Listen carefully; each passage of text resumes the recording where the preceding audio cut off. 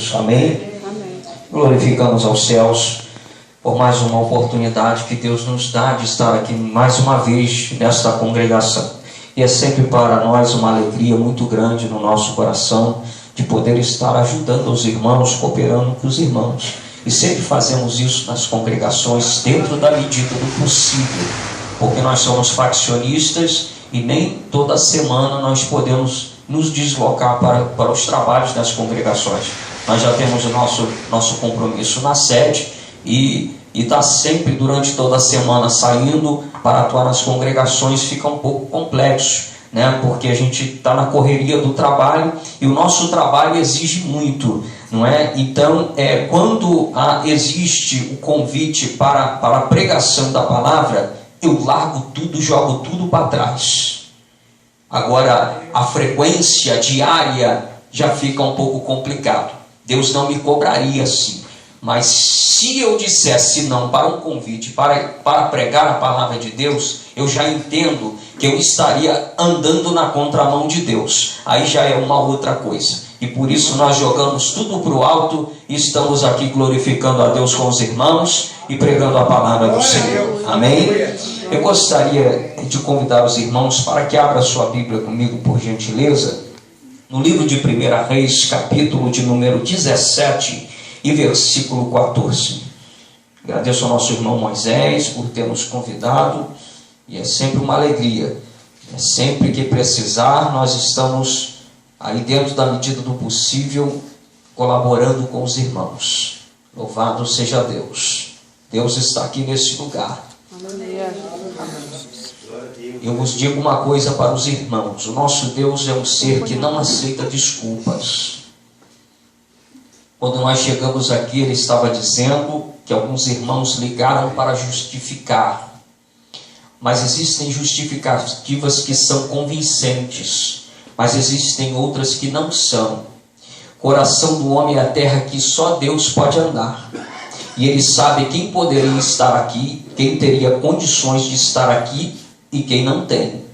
Então, às vezes nós tentamos usar justificativas, usamos de manobras para tentar enganar os homens. Os homens podem ser enganados. Eu posso ser enganado, você pode ser enganada. Mas de Deus ninguém engana. Dos olhos do Senhor ninguém se esconde. E todos que puderam estar aqui não vieram, nada mais, nada menos, estão perdendo o que está reservado para os irmãos esta noite. Os irmãos que estão aqui nesta noite serão beneficiados pela misericórdia e a bondade de Deus esta noite sobre a sua vida. Então, no livro de Reis, capítulo 17, de 1 Reis 17, a partir do versículo 14. Vamos ler, e diz assim então a palavra de Deus. Porque assim diz o Senhor, o Deus de Israel: a farinha da panela não se acabará, e o azeite da botija não faltará, assim ao dia em que o Senhor der chuva sobre a terra. E foi ela e fez conforme a palavra de Elias, e assim comeu ela, e ele e a sua casa por muitos dias. E da panela da farinha não se acabou, e da botija o azeite não faltou. E conforme a palavra do Senhor, que falara pelo ministério de Elias. E depois dessas coisas, sucedeu que adoeceu seu filho desta mulher, da dona da casa, e a sua doença se agravou muito, até nele não havia fôlego nenhum. Pode se assentar em nome do Senhor Jesus, glorificando aos céus.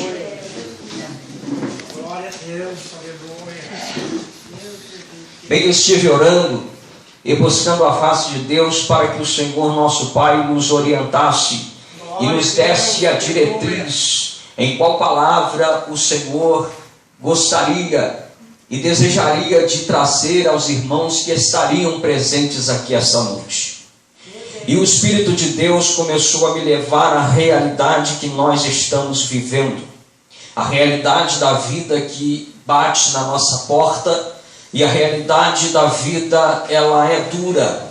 A realidade da vida, ela vem nos afrontar, nos desafiar e fazer com que nós, muitas das vezes, venhamos perder o equilíbrio e perder, assim, a paciência, perder, assim, a mansidão, perder, assim, às vezes, o desequilíbrio mediante as circunstâncias que batem na nossa porta. A atualidade que nós vivemos neste mundo e especificamente no nosso país é uma realidade muito dura, difícil.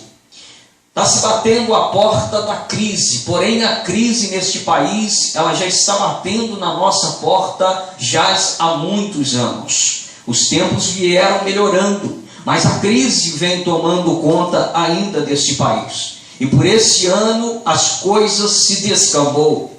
As revelações das corrupções que assolam este país vêm sendo reveladas.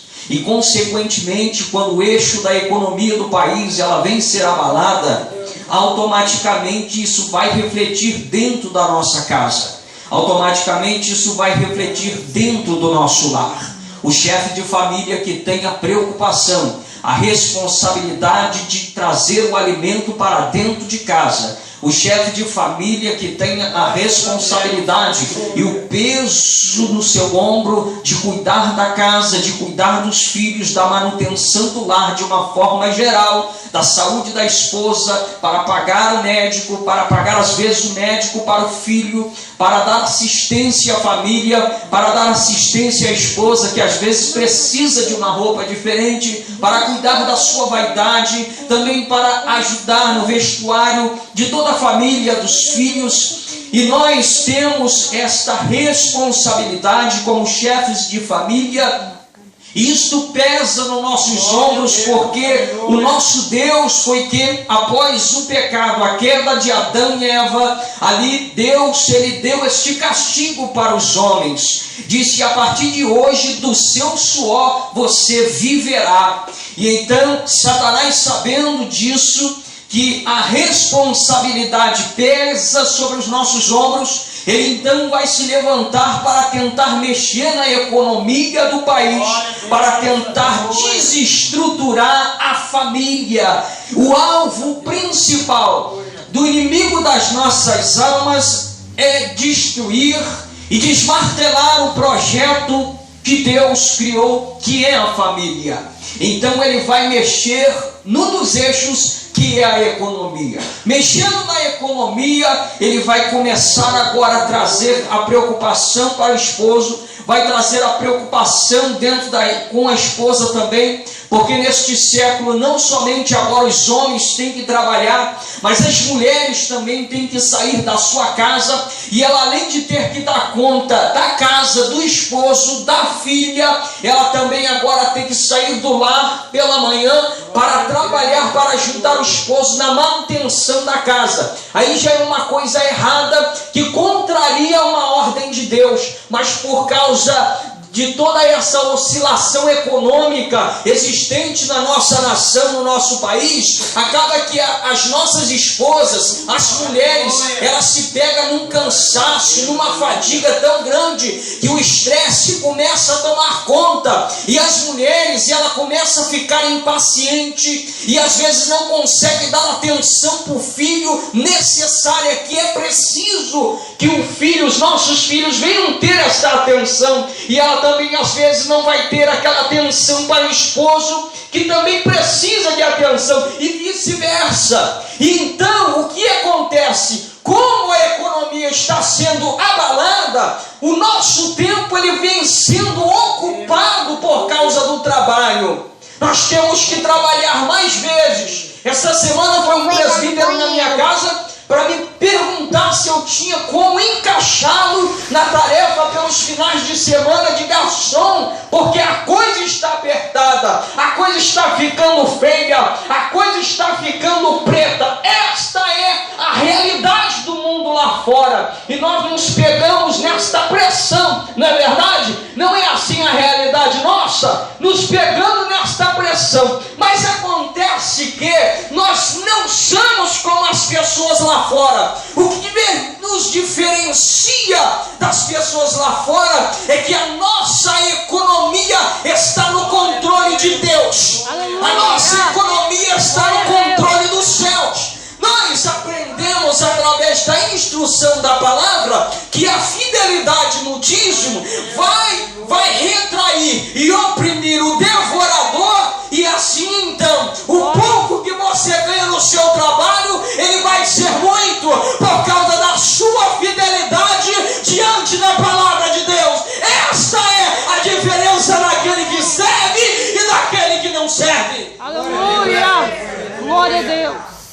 Obrigado, Senhor. Quando o diabo ele pensa que ele vai destruir a família de Deus, aí é que ele pega e dá com a cara no chão, porque a palavra de Deus, ela nos traz a receita que nós precisamos para poder vencer as dificuldades da vida.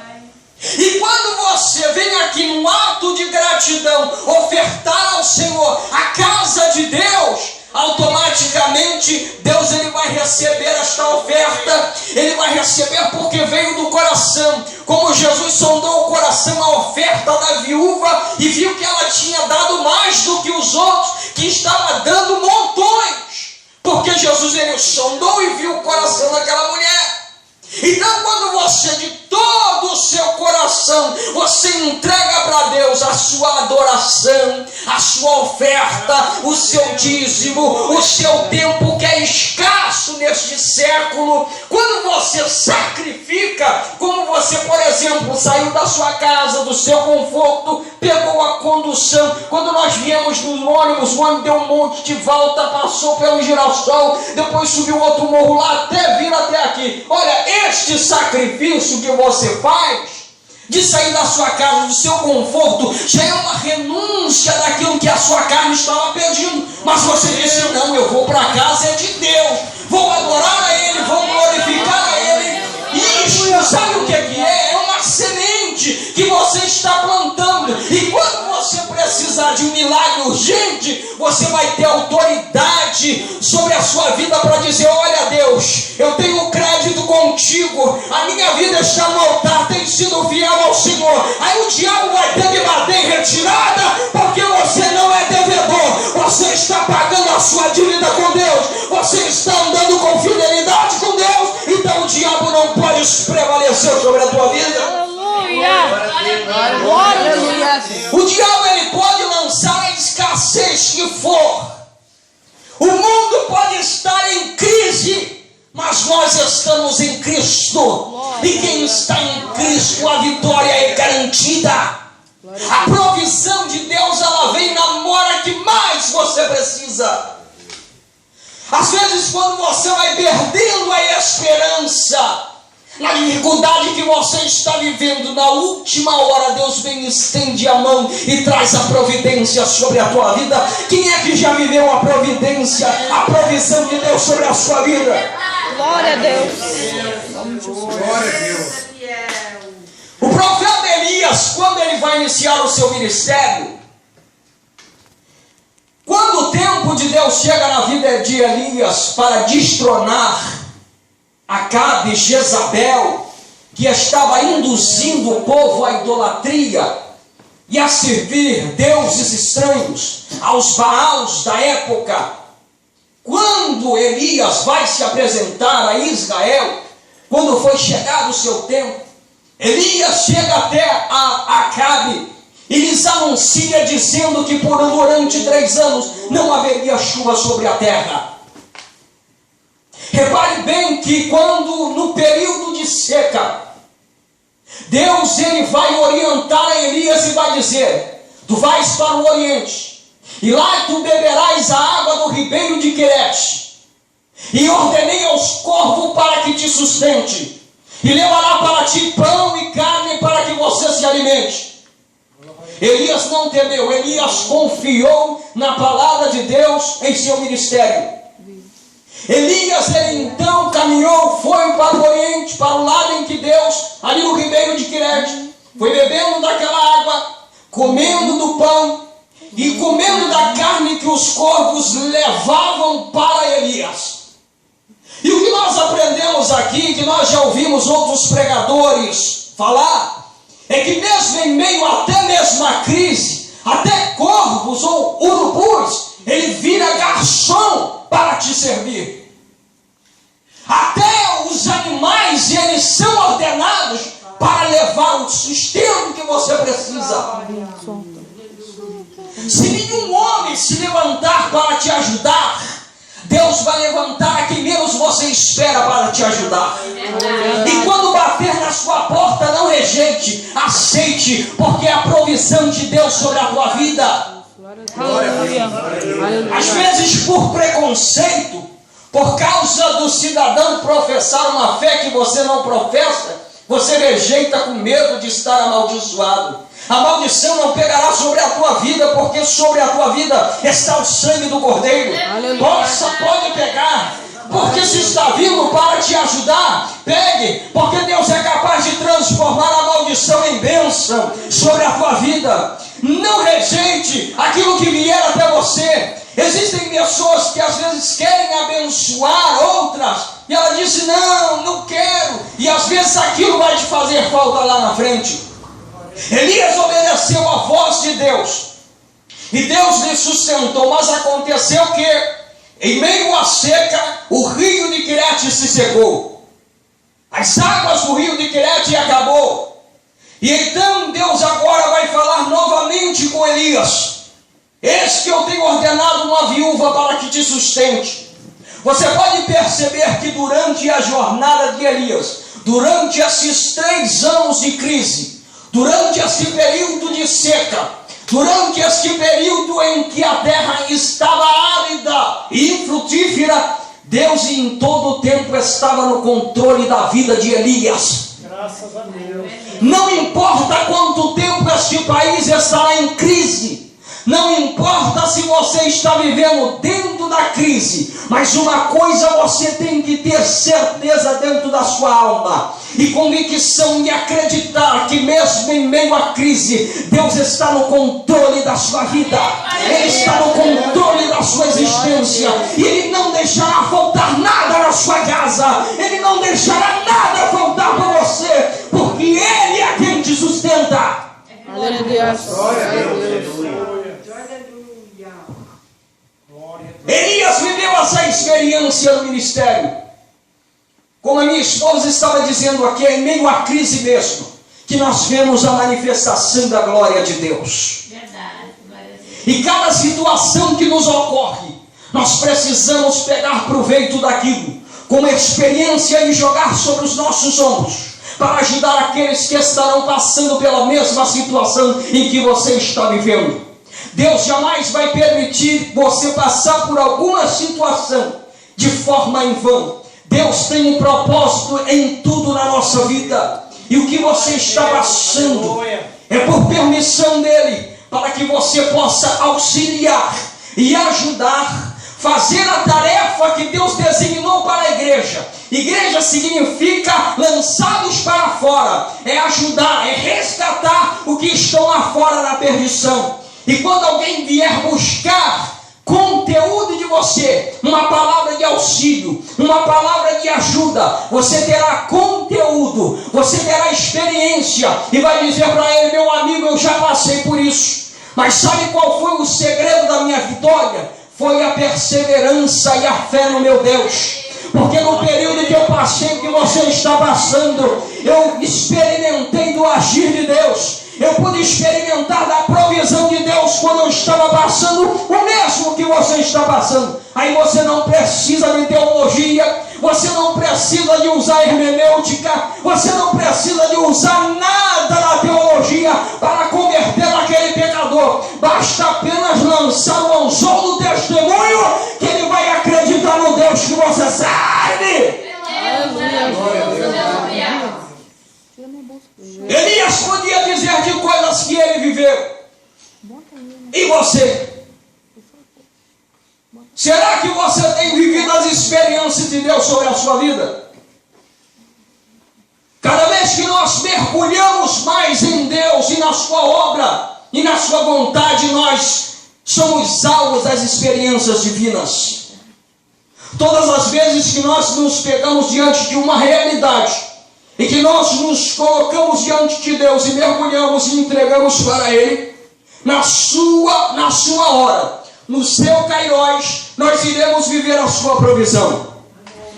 Quando Deus dá ordem e diz para Elias que agora havia enviado ou preparado o sustento através de uma viúva, Elias continuou a sua jornada. E quando ele vai entrar na cidade de Querete, em Sarepta, Elias avistou aquela viúva. E quando ele avista aquela viúva, ele já logo vê que era ela, que era por meio dela que Deus havia se referido. A referência que Deus deu para Elias era de uma viúva. E quando ele chega, ele se depara com ela. Ele olha e diz: é ela mesma. Deus não deixa ninguém enganado. Deus não deixa ninguém perdido no meio da batalha, no meio da crise, no meio do deserto. Deus tem uma diretriz para o seu povo. Deus sempre tem uma palavra de orientação para o seu povo. Deus não quer ver ninguém desesperado. Deus não quer ver ninguém perdido, sem saber o que fazer. Deus sempre tem uma palavra de orientação para te dar. Aleluia. Glória a Deus. E Deus deu para Elias. E aí Elias então pede um pouco de água para aquela mulher. Ele estava cansado, terra árida, o sol causticante sobre as costas de Elias. E Elias logo pede água. E quando ela vai pegar a água, espera aí, viúva, pega um pouquinho de pão também que estou com fome. Aí ela volta e começa a desabafar. Vive o Senhor teu Deus, que não tenho somente na minha casa um pouquinho de farinha na panela e um pouco de azeite na minha botija. E quando ela começa a dizer isso, e todos esses ingredientes que eu tenho, ele somente vai servir para fazer um bolo para mim e para o meu filho, e a partir disso nós iremos morrer, porque não tinha mais nada. Aquilo ali era a única coisa que ela tinha. Não tinha mais esperança, expectativa de vida. Após aquilo ali que ela tinha, na visão ótica dela, ela iria morrer, não iria dar continuidade à geração. Ela ia morrer, o filho ia morrer, e neca de cativeria, a geração seria comprometida. Iria acabar a história daquela família. Aí a provisão ela se manifesta na vida dessa mulher. Quando ela pensou que tudo estava acabado, que não havia mais esperança, aí é que Deus vai enviar um homem simples, humilde, caminhando pelo deserto, todo empoeirado, barbudo, cabeludo, porque estava no deserto, não estava na socialização ali de Israel, não estava na parte central da cidade, estava no meio da crise. Quem está em crise, em meio ao deserto, sente falta das coisas, quer comprar uma coisa e outra não pode, ainda mais ele ia na missão que ele tinha. E quando ele chega lá, naquele estado deplorável, e quando aquela viúva vai desabafar para ele, calma, vai lá, faz um bolo para mim, para ti, para o teu filho. Ela não hesitou, ela não desconfiou, ela não questionou com o profeta, ela apenas obedeceu a voz daquele homem. E quando ela obedeceu a voz daquele homem e começou a fazer aquele bolo, aquele negócio rendeu. Aquele pouquinho de farinha que tinha na panela foi igual a multiplicação dos pães e dos peixes. Começou a multiplicar. Começou a multiplicar de tal forma que até o período em que viesse a primeira chuva, tudo aquilo ali veio a durar. Ou seja, Deus deu dentro da medida necessária para o sustento dela. Aleluia. Às vezes nós queremos tanta coisa, exigimos tanta coisa de Deus, e Deus, como sonda o coração e sabe que se nós tivermos aquilo que a gente quer além da conta, porque o ser humano, a sua natureza é a insatisfação. Ele nunca está satisfeito com nada. Ele sempre quer mais, quer mais, quer mais. Ele nunca está satisfeito.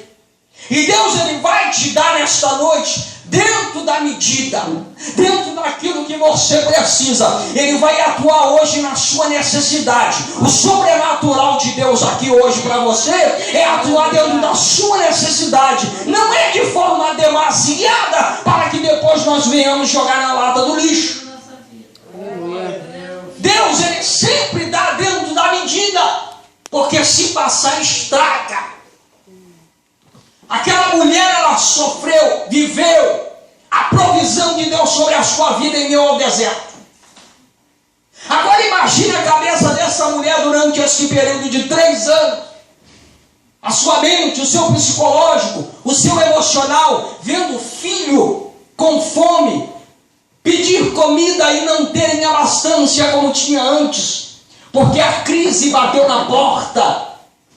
O filho pedir um doce, pedir um cachorro quente no final do culto, e nem para o cachorro quente você tem para dar para ele, porque a crise está começando a bater na porta.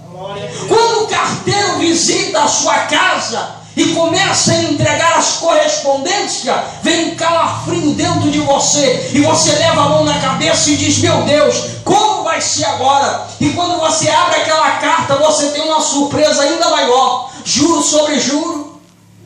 A conta do cartão que vem, onde você perde às vezes o controle, não sabe quando vai vir, e vem aquele valor que você não pode pagar.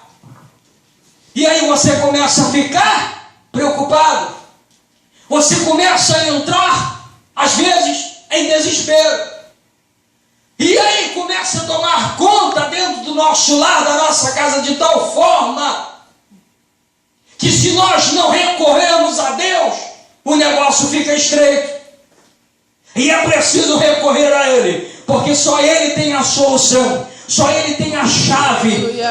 Porque dele está o domínio do ouro, da prata, tudo isso pertence a Ele. E nesta noite, se você está vivenciando uma crise na sua existência, seja na saúde, seja financeira, seja na área do casamento, Deus vai entrar com providência. O sobrenatural de Deus se manifestará sobre a tua vida hoje. Deus tem bênção mil para a tua vida nesse lugar. Se você acredita que Deus está nesta noite aqui posto, com a sua mão estendida para te abençoar, mostra para Ele que você acredita. Levante a sua mão e adore a Ele nesse lugar. Glória a Jesus. Aleluia.